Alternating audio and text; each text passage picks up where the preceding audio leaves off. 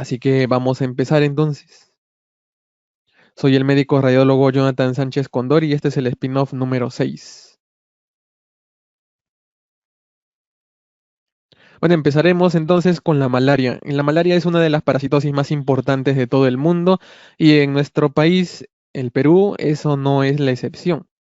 Es un protozoo parásito que está ampliamente distribuido en las zonas tropicales y subtropicales, prácticamente en todo el globo. Y en nuestro país se encuentra sobre todo en orden descendente en Loreto, Amazonas, Junín, San Martín, Tumbes y Ayacucho. Y en años anteriores también destacaban en número de casos La Libertad y Cusco, aunque con mucho menos porcentaje de casos que los cuatro primeros mencionados. Dentro de las especies que existen en nuestro medio, las especies Vivax y Falciparum son por mucho las más frecuentes, con solo contados casos de Plasmodium malariae. Y en su ciclo vital tenemos la participación activa de un vector, en este caso el mosquito Anopheles, cuya mordedura introduce a la circulación estos parásitos esporozoitos que se refugian primero en las células hepáticas, donde inician su primera reproducción, liberando al torrente sanguíneo merozoitos que entran a los glóbulos rojos y a su vez liberan más merozoitos haciéndolos estallar. En el caso del humano, toda la reproducción es asexuada, es decir, es una división dentro de la célula, muy parecido a lo que hace un virus, obviamente en cuanto a lo que es reproducción asexuada numerosa intracelular, y hasta ahí queda las semejanzas.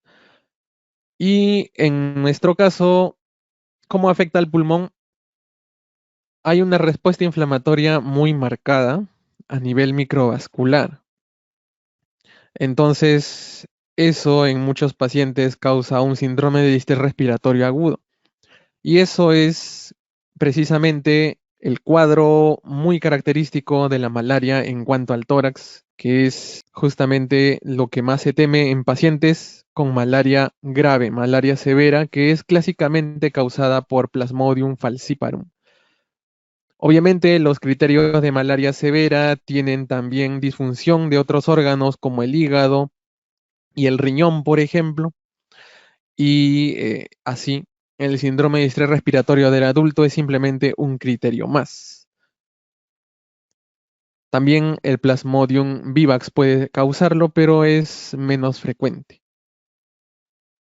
Entonces, como el plasmodio causa el síndrome de estrés respiratorio del adulto, debido a que hay un cambio en la morfología de los eritrocitos, estos al pasar por los capilares pulmonares y en capilares en general de órganos sólidos como vaso e hígado, se secuestran, se quedan atrapados, hay una reacción inmune de parte del organismo hacia esos eritrocitos y también hacia los productos que deja el parásito.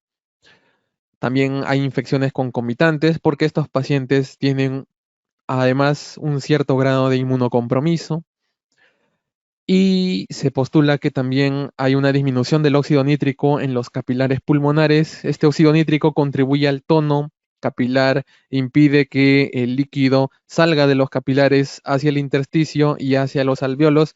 Al no haber óxido nítrico, este tono se pierde y finalmente hay una hiperpermeabilidad de estos capilares, el líquido sale y finalmente se produce un edema pulmonar no cardiogénico, que es precisamente uno de los criterios que se tiene que cumplir para el diagnóstico del síndrome de distrés respiratorio del adulto, que las opacidades sean bilaterales y que no tengan origen cardiogénico. También se sabe que este síndrome de distrés respiratorio del adulto puede ocurrir incluso hasta 4 días después de iniciar el tratamiento. Algunos atribuyen también estos casos de síndrome de estrés respiratorio del adulto a la sobrecarga de fluidos que casi siempre se le suele dar a los pacientes, ya que tienen anemia severa, pero en muchos casos esto no se da y aún así desarrollan este síndrome. Así que por ello se infiere, según algunos autores, que este cuadro agresivo de respuesta inflamatoria sistémica no se puede parar ni con el tratamiento. Ahora, en cuanto a los patrones radiográficos, muchos de ellos reflejan la progresión natural de un edema pulmonar. Hay un patrón radiográfico de bronquitis que en realidad no hay un hallazgo específico, hay un refuerzo iliar que muchas veces puede pasar desapercibido, así que prácticamente es un cuadro más sintomático que otra cosa, ya que hay que recordar que en estos pacientes entre un 40 y un 50% tienen tos como parte del cuadro clínico. Luego tenemos el patrón de neumonía intersticial, que es justamente lo que vemos aquí. Es un patrón intersticial, ya sea reticular, fino o grueso, con líneas que parten del ilio hacia la periferia y que puede progresar a un edema pulmonar florido, que son obviamente opacidades parchadas distribuidas en ambos campos pulmonares. También hay un patrón en bronconeumonía, que son opacidades también parchadas, pero más pequeñas que el edema pulmonar, y a predominio de lóbulos inferiores, patrón de bronconeumonía, y un patrón de neumonía lobar que muchas veces se atribuye a una sobreinfección bacteriana que complica frecuentemente a estos pacientes. Entonces, acá tenemos un ejemplo de neumonía intersticial, donde vemos precisamente ese patrón reticular bilateral que parte del ilio y conforme pasa el tiempo empiezan a confluir pequeñas opacidades que se hacen progresivamente más grandes, parchadas, intercaladas con áreas todavía radiolúcidas, que finalmente conforman la morfología clásica de un edema pulmonar. Ahora, la distinción del edema pulmonar entre cardiogénico y no cardiogénico, muchas veces por radiografía no es posible, sobre todo si es que el corazón no es cardiomegálico. Y bueno, progresa justamente hasta confluir y tener ese cuadro característico del síndrome de distrés respiratorio del adulto. Y es precisamente uno de los criterios de malaria severa. Y hasta ahí llega en la mayoría de pacientes los estudios por imágenes, dado que son pacientes graves, son pacientes que están prácticamente en shock y no alcanzan en la mayoría de casos a hacerse una tomografía. Sin embargo, algunas veces sí, como vamos a ver en la siguiente diapositiva. Y acá para terminar con este slide tenemos esta neumonía lobar que ya mencioné, que es uno de los patrones radiográficos presentes en la malaria. En este caso, una consolidación del lóbulo medio. Bueno, acá en las manifestaciones tomográficas que ya mencioné, son pocas veces que vamos a tener oportunidad de ver tomografías en pacientes con malaria severa. Sin embargo, si la vemos, podremos observar esa progresión clásica de vidrio esmerilado a zonas de consolidación, a predominio central, con cierto respeto hacia la periferia de los campos pulmonares, característico de los edemas pulmonares, estas zonas de consolidación que son confluentes, típicamente van a tener algunas broncogramas aéreos y puede acompañarse de efusión pleural, como podemos observar aquí. La efusión pleural a su vez va a ocasionar atelectasias y en realidad no va a ser muy diferente a un edema pulmonar no cardiogénico de otra etiología. Sin embargo, hay ciertas cosas que podemos rescatar. Por ejemplo, acá podemos observar en una tomografía no contrastada que aún así el septo y en general el miocardio puede observarse muy bien, diferenciarse de la sangre contenida en las cámaras cardíacas y esto es por la anemia de los pacientes. Entonces, ¿cuál es el punto de corte de la anemia en tomografía? Hay varios estudios para detectar anemia en tomografía. Y obviamente los pacientes con malaria tienen anemia, así que un punto de corte muy importante a recordar que es usado en muchos estudios es 35 unidades Hounsfield a menos, que tienen un 76% de sensibilidad y un 81% de especificidad para la detección de anemia en estos casos. Yo recomiendo la lectura de los dos artículos de aquí, donde mencionan un poco más acerca de ello. Y en realidad el cuadro clínico y el radiográfico de la malaria severa en tórax se restringe prácticamente al edema pulmonar no cardiogénico, síndrome de distrés respiratorio del adulto y a la anemia que ocasionalmente podremos ver.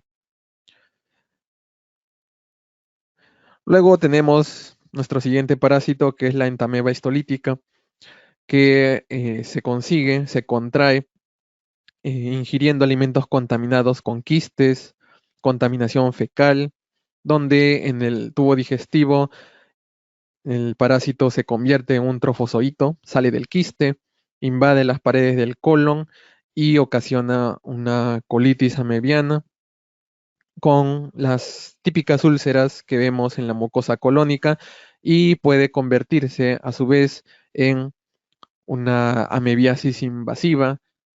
No en todos los casos, obviamente, pero se dice que de un 3 a 9% de todos los casos de amebiasis colónica van a tener invasión al hígado, porque el hígado de todas maneras es el órgano donde van a ir primero estos trofozoitos vía torrente sanguíneo. Recordemos que el colon casi en su mayoría es drenado por las redes venosas de las mesentéricas inferior y superior que van a dar justo a la vena porta que entra al hígado y es por ahí que van a ingresar los trofozoitos a sentarse en el parénquima hepático y ocasionar los famosos abscesos amebianos que tanto hemos visto, sobre todo en pregrado, ¿no? En la teoría. Compromiso extraintestinal entonces es clásico en el hígado, sin embargo puede haber compromiso pulmonar, sobre todo por contigüidad, como vamos a ver en un momento. Y estos quistes que van a formarse en el colon a su vez de los pacientes que están con la enfermedad van a eliminarse en las heces y van a perpetuar el ciclo. En nuestro país se dice que está disperso en todos los departamentos, sin embargo, si podemos citar algunas zonas con predilección, estas serían la costa norte, los Andes del sur y la selva alta. Pero siempre las prevalencias van a estar entre 5 y 8%, no van a ser tan altas como para considerar las endémicas de una zona. Entonces, ¿cómo afecta al tórax? Usualmente estos abscesos hepáticos amebianos van a estar en el lóbulo hepático derecho, así que es natural que por contigüidad este absceso en algún momento atraviese, rompa el diafragma y comprometa el lóbulo inferior del pulmón derecho, justamente. Entonces, eso es la vía más común donde estos abscesos afectan al tórax, que es llamada la vía terciaria por contigüidad. ¿Por qué? Porque también existen reportadas dos vías, la primaria por aspiración, que es rarísima, que es aspiración de los quistes con desarrollo de abscesos pulmonares diseminados, que ha sido descrita contadas ocasiones, y la vía secundaria, que es una diseminación hematógena, que es un poco más frecuente que la primaria, pero no tanto como la terciaria, obviamente. Y acá podemos observar una inminencia en ruptura de ese absceso al espacio torácico. Cuando veamos eh, una elevación de la cúpula diafragmática de esta forma en un paciente que tiene ya antecedente de tener una colitis amebiana o un absceso hepático, es señal de una inminente ruptura. Incluso sin que se rompa en el absceso hacia el espacio torácico, se puede ver que hay una efusión pleural reactiva que va a ocultar el seno costofrénico derecho y puede incluso darnos una opacidad pulmonar reactiva en el lóbulo inferior derecho, por la inflamación prácticamente. En la lateral también vamos a poder ver esta elevación de la cúpula diafragmática. Y en el caso de la vía de infección terciaria, que hemos dicho que es por contigüidad, una vez que se rompe ese absceso, drena usualmente al espacio pleural y tenemos a su vez una consolidación pulmonar que puede dar lugar después de esa ruptura. Como por ejemplo aquí, donde vemos esta consolidación con broncograma aéreo en el lóbulo inferior derecho, una opacidad de márgenes mal definidos que está acompañada de efusión pleural. Y también podemos observar que muchas veces se puede llegar a formar una cavidad, un absceso pulmonar secundario a esta diseminación terciaria por contigüidad, con paredes gruesas y rodeado de una opacidad mal definida, parecida a la consolidación que hemos visto, y esto es la regla de oro para la diseminación terciaria.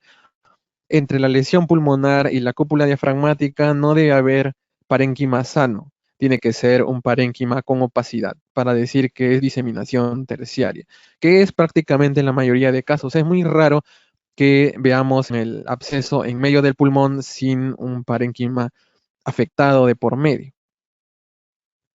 Entonces, las vías de diseminación terciaria tienen muchas formas que hemos revisado ya algunas. Tenemos una vía que no es tan frecuente, que es la ruptura de ese absceso a la cavidad torácica, pasa de frente hacia el pulmón sin afectar tanto lo que es el espacio pleural, sobre todo en esos cuadros donde ha habido una fibrosis, una adherencia entre la pleura parietal y la visceral. Entonces eso hace que esta fístula pase de frente hacia el parénquima pulmonar sin ocasionar derrame o empiema pleural. En el caso de que sí lo consiga, pues lo normal es que además del empiema haga una consolidación reactiva, y también por los mismos trofozoitos, o también puede haber un absceso pulmonar junto con el empiema, y también, por supuesto, junto con un cuadro de compromiso parenquimal, o puede haber una diseminación a largas distancias, que ya hemos dicho que es una diseminación secundaria, tanto vía sanguínea como vía linfática, que también se ha planteado que puede ser una ruta de ingreso al parénquima pulmonar. Cualquiera de estos casos puede verse tanto en la radiografía como en la tomografía, y en la tomografía se puede ver mucho mejor naturalmente, como acá, por ejemplo, donde vemos en la base del pulmón derecho cómo es que se ha formado una zona de consolidación junto con un absceso pulmonar de paredes gruesas con aire en su interior.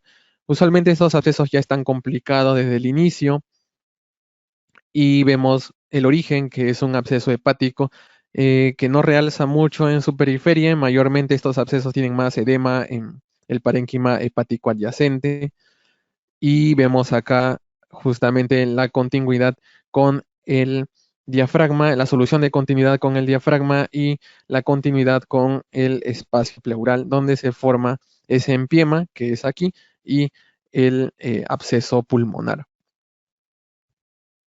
Entonces, entre las manifestaciones poco frecuentes tenemos estos hallazgos cuando hay, por ejemplo, consolidaciones o abscesos en pulmón izquierdo, lóbulo inferior izquierdo, por ejemplo. Eso se cree que es causado más que nada por vía hematógena o linfática, como hemos mencionado en el caso de la diseminación a distancia. ¿Por qué? Porque el hígado no llega hasta acá. Normalmente el hígado llega a lo mucho subcardíaco, pero no llega hasta la misma base pulmonar izquierda.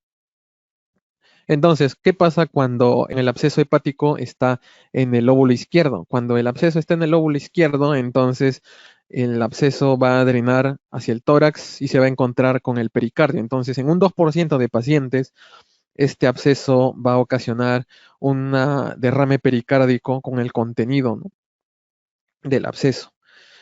Y va a haber un taponamiento cardíaco, en muchos casos agudo, que va a comprometer la vida del paciente, como en este caso que vemos aquí, donde al principio en la radiografía parece cardiomegalia, pero en la tomografía observamos que no, que en realidad es un extenso derrame pericárdico con efusión pleural bilateral. Este nivel de derrame es ya prácticamente un compromiso severo de la función cardíaca y debería ser drenado inmediatamente. Pero no es la mayoría de casos. Como ya mencioné, frecuentemente estos pacientes tienen el absceso en el lóbulo izquierdo. Ahora vamos a ver la enfermedad de Chagas. El Trypanosoma cruzi usualmente es excretado por un insecto triatomino que puede ser, por ejemplo, en nuestro país, Triatoma, Panstrongylus o Rhodnius, las vinchucas, que están, por ejemplo, en los departamentos del sur, Arequipa, Moquegua y Tacna, aunque también ha sido reportado en el norte como Lambayeque, Cajamarca y Amazonas, aunque en mucha menos frecuencia, usualmente se reportan más desde Arequipa. Y en las heces del insecto que están en la piel, uno usualmente se rasca en el lugar de la mordida porque estos insectos son hematófagos y inadvertidamente se introducen las heces a la herida o uno se puede llevar la mano al ojo, por ejemplo, y los tripomastigotes del tripanosoma llegan a través de la piel o mucosas hacia el torrente sanguíneo. Una vez ahí, llegan a los tejidos, a diversos tejidos, ya sea corazón, esófago, colon, etcétera, y forman amastigotes, que son su forma de reproducción dentro de la célula, donde a su vez va a producir y liberar al torrente sanguíneo otros tripomastigotes que van a ser ingeridos por estos insectos en una subsiguiente mordedura y así completa su ciclo para poder infectar a otra persona de nuevo.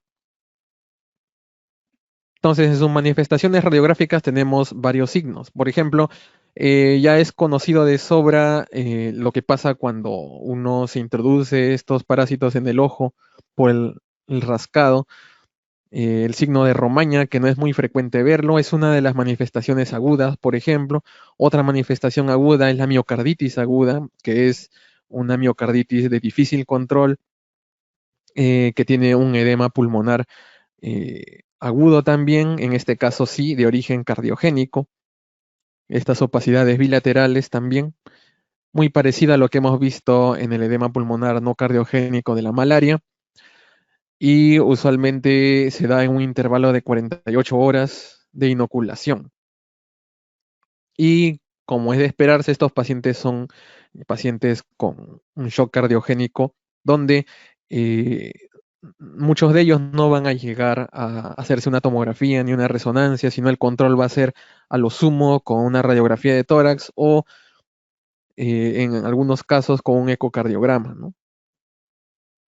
En cambio, en las manifestaciones crónicas, en la infección crónica, donde estos parásitos, estos amastigotes van a acumularse tanto en las células del miocardio como en las células de conducción cardíacas, por ejemplo, destruyéndolas de a pocos, va a haber una cardiomegalia con una redistribución vascular, un edema, esta vez también cardiogénico, va a haber una efusión pleural, donde clásicamente va a ser mayor en frecuencia en el lado derecho, una miocarditis crónica causada por la inflamación al destruir estas células del miocardio. Como ya mencioné, va a haber bloqueo también de conducción y también se postula que entran a las neuronas que inervan a los bronquios.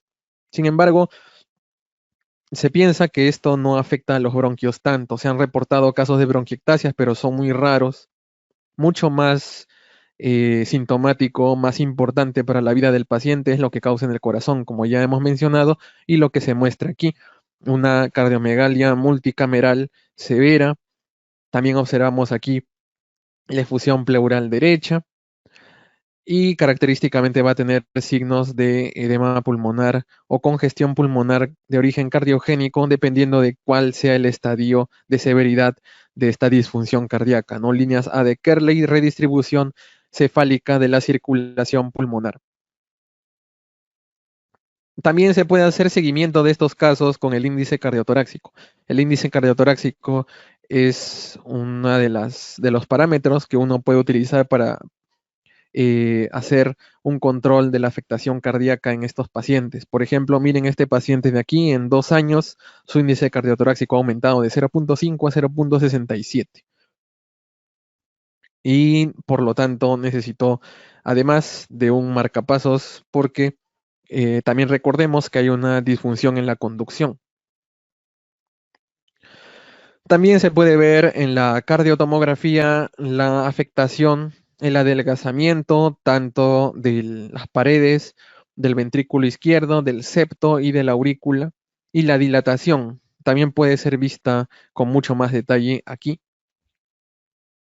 Y en la resonancia también. Recordemos una vez más que la resonancia tiene secuencias específicas que nos permiten ver realce con gadolinio, sobre todo el realce tardío. Sobre todo el realce tardío. ¿Por qué? Porque el realce tardío implica que el gadolinio tenga la oportunidad de acumularse en las zonas donde ha habido fibrosis. En este caso, la enfermedad de Chagas produce fibrosis en el miocardio por repetidos procesos inflamatorios de destrucción de células. Y esta fibrosis se parece bastante a la fibrosis que deja, por ejemplo, la enfermedad isquémica cardíaca, la enfermedad coronaria. Entonces, esta fibrosis, estas zonas fibróticas del miocardio lo que hacen es atrapar las moléculas del gadolinio y una vez que todo el miocardio ha sido limpiado del gadolinio, ese gadolinio que queda en las zonas de fibrosis persiste en las secuencias tardías y es por eso que estas zonas que tienen en su mayoría tejido colágeno realzan con el gadolinio, no es que estén vascularizadas, sino que las moléculas del contraste quedan atrapadas en esa zona. Entonces, acá podemos observar que hay zonas de realce tardío que son eh, epicárdicas y hay algunas que son transmurales y otras que también son endocárdicas que no las vemos aquí. Pero el punto está en que mediante la cardioresonancia uno no puede ni siquiera diferenciar estas zonas de fibrosis por Chagas de zonas de fibrosis de una enfermedad coronaria isquémica, sobre todo cuando son, por ejemplo, transmurales o subendocárdicas, ya que el patrón de ubicación en estas zonas de fibrosis son muy parecidos. Entonces, se recomienda más bien que en pacientes que ya han sido diagnosticados de enfermedad de Chagas, se utilice la cardioresonancia, sí, pero como un medio de control, de evaluación de daño cardíaco, más que para diagnóstico. Entonces, aquí vemos, por ejemplo, como ya dijimos, este realce tardío, acá en el septo, que son realce intramural no típico de una cardiopatía isquémica, acá también uno intramural y uno subepicárdico. Recordemos una vez más que en el caso del corazón, los vasos sanguíneos vienen de fuera hacia adentro. En este caso, vienen de esta forma. Vienen de afuera hacia adentro, los vasos sanguíneos. Entonces, cuando hay una enfermedad isquémica, usualmente los que se afectan son los territorios distales, ¿no? De los vasos. Como ya dijimos que la circulación viene de afuera hacia adentro, entonces la isquemia va a empezar en el subendocardio, en el endocardio, aquí.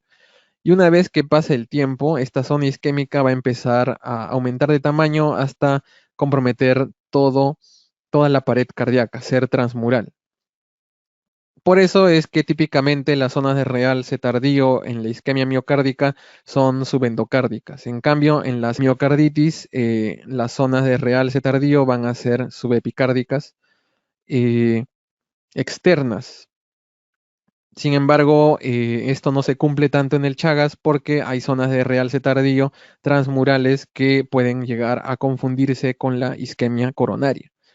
Muy bien, entonces otra de las complicaciones, manifestaciones en el tórax incluyen la acalasia y la acalasia también se da por el compromiso del plexo mientérico, que es también el causante de que haya un megacolon.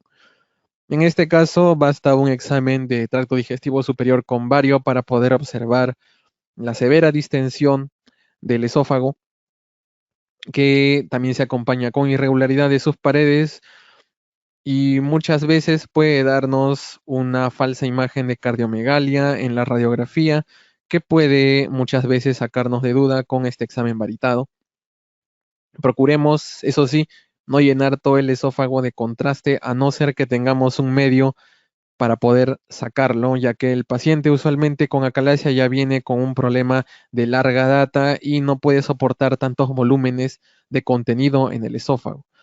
Acá podemos observar también como es que en la calasia el pase del contraste hacia el estómago es lineal, laminar, muy pequeño, característico de esta enfermedad. También Igualmente, podemos ver que en las paredes hay algunas burbujas. Muchas veces este esófago acalásico, sus paredes son colonizadas, por ejemplo, con microorganismos como cándida que producen gas, y este gas se puede ver en el examen varitado como pequeñas burbujas. Antes de continuar, no podría continuar sin mencionar que una de las partes más importantes en el diagnóstico radiológico es el conocimiento que nosotros tenemos de las enfermedades de los pacientes. ¿Qué mejor para hacernos recordar ello que el STAT-Dx, que es una base de datos inmensa donde podemos repasar, encontrar muchos criterios radiológicos para poder reconocer mejor los hallazgos que veamos en nuestro día a día? Y es por ello que muchas veces nosotros nos animamos a comprar cuentas comunales que duran poco, desgraciadamente, porque se pueden detectar diversos accesos de diferentes IPs al mismo tiempo. Es por ello que Doctors House tiene una iniciativa de poder proveer cuentas de StackDX personales a bajo precio y de la mejor calidad. Si es que ustedes desean adquirir una de estas cuentas, pueden escribir a info@doctorshouse.p o llamar al 924-259-838 con atención a toda América Latina.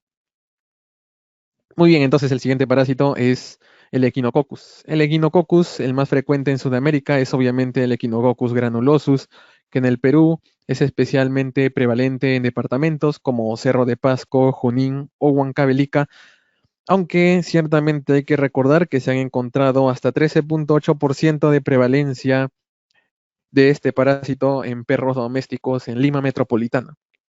Hay que recordar ello. Entonces, en su ciclo vital tenemos la ingesta de huevos o inhalación de los mismos, también por alimentos contaminados con heces de animales. Y en este caso, estos huevos van a eclosionar en oncosferas que van a adherirse a la pared intestinal, atravesarla, y una vez más el hígado va a ser el principal afectado y el pulmón en segundo lugar. Y bueno, en un animal que pueda ser devorado por el zorro o el perro, como por ejemplo ungulados, como ovejas, caballos, van a formar protoscólices que van a ser ingeridos, ¿no? Que ellos son los verdaderos huéspedes intermedios. Nosotros somos huéspedes, hospederos incidentales. Entonces, acá tenemos adultos en el intestino delgado de estos animales, del perro y del zorro, que van a perpetuar el ciclo después. Entonces, en cuanto al quiste diatídico, ha sido muy descrito en la antigüedad, ya que uno de los principales usos de los rayos X ha sido su diagnóstico. Así que acá tenemos la presentación más común, que es un quiste simple, un quiste diatídico no complicado, que no está roto. El que no esté complicado significa que no esté infectado ni que esté roto.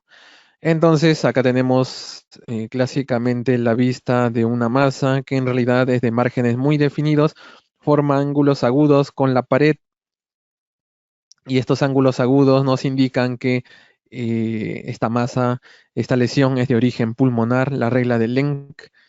Acá tenemos en la tomografía un ejemplo también de un quiste hidatídico no complicado, de densidad homogénea, no deberían realzar ni sus paredes a la administración de contraste.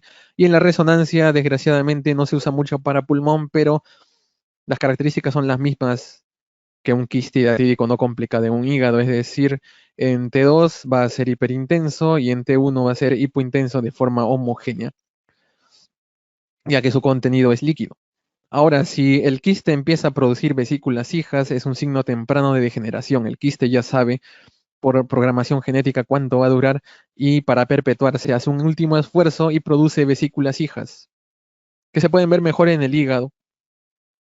Y en la resonancia típicamente en el pulmón también se debería ver lo mismo. Ese quiste, el quiste más grande, que es el quiste madre, va a tener un contenido de una señal intermedia, y las vesículas hijas, que van a ser finalmente las que van a continuar con la capacidad infecciosa, van a tener características clásicas de un quiste simple, es decir, en la secuencia T1 van a ser hipointensas y en la secuencia T2 van a ser hiperintensas. Ahora, cuando hay un signo de ruptura inminente o una complicación temprana, Recordemos una vez más que el quiste no tiene una capa, tiene varias capas. Tiene una capa que es formada por el organismo, que es un periquiste. Tiene una capa que es el exoquiste, que es una capa laminar, que tiene como función nutrir al endoquiste, que es la capa más interna, que es una capa que tiene células germinales, que finalmente van a ser lo que infecte al resto de hospederos. Y este periquiste va a crecer también en tamaño junto con el resto del parásito, así que no es de extrañarse que en su crecimiento haya una erosión de bronquiolos o de bronquios que terminen por comunicar esta lesión con las vías aéreas y se forme así el signo del creciente o del menisco aéreo, por ejemplo, que observamos aquí. Este de aquí es el periquiste y lo de adentro es el ectoquiste y el endoquiste que se han desprendido porque hay un espacio aéreo ya por comunicación con los bronquios. Y esto es un signo de ruptura inminente. También se puede ver en los cortes axiales. Acá en este caso, que es diferente, se puede observar que dentro de la cavidad del quiste, en el endoquiste, hay aire aparte del signo del creciente. También se ha descrito un signo de la muesca o signo del slot, donde el quiste obtiene un pequeño espacio, una muesca que está apuntando hacia el ilio usualmente, y eso indica que también hay ruptura inminente. Y acá vemos una representación esquemática del signo del creciente. También puede haber un creciente inverso cuando la erosión bronquial está en la parte posterior, ¿no? En ese caso el aire no lo vamos a ver arriba, sino abajo. Signos post ruptura, en este caso el paciente ya ha tosido, ya ha tenido la vómica hidatídica, y en este caso se va a ver mucho más contenido aéreo dentro del quiste. Como por ejemplo tenemos el signo del doble arco, también llamado signo de la piel de cebolla o signo del cumbo, que es un desprendimiento de la membrana, en este caso tanto del ectoquiste como del endoquiste, y va a formarse un doble contenido aéreo. Y este signo es muy característico de un desprendimiento de la membrana.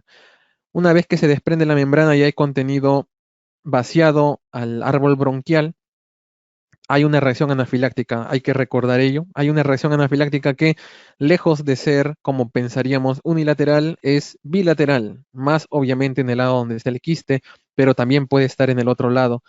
Recordemos que estas opacidades van a durar entre 4 a 5 días después de la ruptura del quiste y se van a resolver. Es una pequeña reacción anafiláctica local. Naturalmente tenemos el famoso signo del nenúfar camalote, que es una planta acuática en la cual han encontrado un símil, acá con lo que se observa en la radiografía o en la tomografía, que son simplemente membranas flotando en líquido, que puede ser el líquido del mismo quiste hidatídico o líquido por una complicación infecciosa como un pus de un absceso que se está formando, que van a ser membranas flotantes prácticamente dentro de la cavidad. También se ha llamado signo del iceberg, aunque eso se reserva mucho más para los teratomas, que ya recordamos, ese signo se usa más en estos tumores germinales, así que de preferencia evitar usarlo para quistes hidatídicos porque puede llegar a confundirse. Acá tenemos una representación esquemática del signo del doble arco y signo del camalote. También tenemos otros signos, además de ellos, como el signo de la masa intracavitaria, que es prácticamente cuando ya no queda nada de líquido dentro del quiste roto y todas las cubiertas, las capas internas, tanto ecto como endoquiste, se arrugan y se van hacia el fondo dependiente de la gravedad, como si fuera una pelota fúngica de una aspergilosis muy parecido, solamente que este caso está dentro de un quiste y naturalmente va a tener paredes regulares y delgadas, a no ser que esté infectado. También tenemos otros signos de las membranas desprendidas como signo del remolino y signo de la serpiente, que son prácticamente de la misma implicancia que el signo del camalote, membranas que se han desprendido, quiste no viable y ruptura también, complicaciones. Localizaciones inusuales. Si hay quistes en el corazón, que también es posible tener quistes hidatídicos en el corazón, estos se pueden romper y así ocasionar en raras ocasiones un tromboembolismo pulmonar o incluso hasta cuadros de stroke, accidentes cerebrovasculares por este motivo, como en este caso, por ejemplo, que ha tenido un embolismo pulmonar con el material del quiste enclavado en las ramas de la arteria pulmonar, que se pueden ver también en la angiografía por sustracción digital como defectos de relleno, donde no hay pase del contraste a diversas regiones del pulmón en forma de cuña, característicos de cuadros de embolismo. También pueden haber quistes hidatídicos en pericardio y mediastino. Y otras zonas de localización inusual en la pared torácica, por ejemplo, acá podemos observar en la costilla cómo está dilatada con una lesión que está ocupando la cavidad medular, no la está destruyendo, simplemente la está ensanchando, la está remodelando con adelgazamiento de la cortical, pero dentro de los límites todavía de lo que puede permitir el tejido óseo en la remodelación. Y en este caso es bueno ver el hígado porque muchas veces se puede encontrar quistes hidatídicos en hígado y guiarnos hacia el diagnóstico de esta forma. En la radiografía también se puede ver, por ejemplo, aquí la costilla está ensanchada en este nivel, pero conservando los márgenes corticales. Otras equinococosis tenemos acá, por ejemplo, la alveolar o multilocularis y la poliquística, que es causada por Echinococcus vogeli. En Sudamérica tenemos la poliquística. La alveolar es mucho más en el hemisferio norte, cercanos al Ártico. Y en estos casos tenemos poco compromiso pulmonar y si lo hay son varias lesiones en forma de nódulos que semejan metástasis diseminadas. Y si es que hay compromiso de pared torácica va a ser mucho más agresivo porque tienden a formarse varios quistes continuos uno al costado del otro o formarse quistes siguiendo el patrón de la cavidad medular y ampliando las costillas, no en un solo lugar, sino a lo largo, y es así que se tienen este tipo de imágenes donde aparte de la afección ósea hay afección de la pleura y del espacio pleural, ¿no? En este caso hay compromiso también de pared torácica por Echinococcus vogeli, que es muy raro también encontrarlo en nuestro país. Bueno, ahora vamos a ver el Paragonimus. El Paragonimus es también otro parásito que tiene un hospedero definitivo que somos nosotros y en este caso vamos a observar esta infección después de ingerir crustáceos infectados, crustáceos de río, crustáceos de agua dulce y una vez que comemos esos crustáceos llenos de metacercarias, en nuestro duodeno va a liberarse esas larvas que van a perforar, a migrar desde el intestino hasta el pulmón, perforando el diafragma. eh, y van a ocasionar reacciones a este nivel, ¿no? Porque el organismo de todas maneras va a reaccionar a esa migración. Una vez que esté en el pulmón, empieza a producir huevos y estos huevos van a liberarse a través del esputo o pueden ser ingeridos y excretarse con las heces. Un caracol que libera cercarias que van a infectar a los crustáceos y a su vez perpetúan el ciclo. Normalmente esto se ha reportado en el sur de Cajamarca en nuestro país desde la década de los 60, aunque ciertamente al ser una zona endémica no tiene tantos casos como uno podría esperar. También se han encontrado en el Alto Marañón en Amazonas y los crustáceos de nuestro país que son infectados son los Hipolobócera. Y obviamente en nuestro caso tenemos nuestro propio Paragonimus, que es el peruvianus, y en otros países el Westermanni, que es el más frecuente. En estadios iniciales, como ya mencioné, hay una migración transdiafragmática. El parásito perfora el diafragma y puede producir efusión pleural y neumotórax. Y en este caso tenemos justamente ello. Tenemos en la tomografía los signos de neumotórax y efusión pleural junto con opacidades parchadas, característicamente más de un lado que el otro. Y pueden haber incluso confluencia con consolidaciones que reflejan la migración de la larva hasta establecerse dentro del parénquima pulmonar. Puede también haber neumonía hemorrágica o exudativa, lo cual es un poco menos frecuente en estos casos. En estadios tardíos ya el parásito se establece en el parénquima pulmonar y una vez que la neumonía disminuye su intensidad, se despeja el parénquima, podremos ver estas lesiones quísticas que tienen de 0.5 a 1 centímetro y pueden contener tanto líquido como aire si perforan un bronquio. y sus paredes característicamente no van a medir más de 3 milímetros. A veces se puede ver una densidad mural, un bultito en el pegado a la pared del quiste que representa al gusano pegado.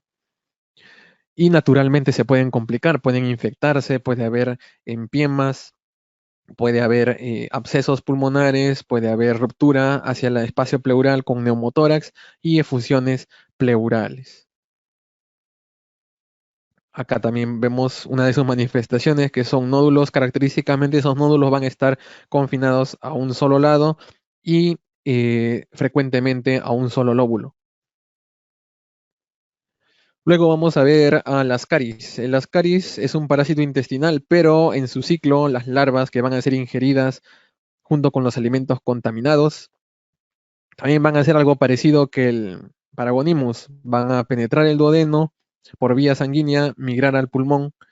En este caso no van a atravesar el diafragma, pero igual van a migrar al pulmón y van a salir por la tos, pero van a ser tragadas en el mismo hospedero, que es el humano, y finalmente van a desarrollarse en el intestino delgado después de un promedio de 70 días, donde van a producir los huevos, que a su vez van a perpetuar el ciclo al contaminar los alimentos. Entonces, en ese paso por el pulmón, esta migración larval va a ocasionar una destrucción tanto de capilares pulmonares como de paredes alveolares, va a ocasionar múltiples opacidades parchadas migratorias, es decir, van a cambiar de lugar conforme pase el tiempo, de 10 a 14 días.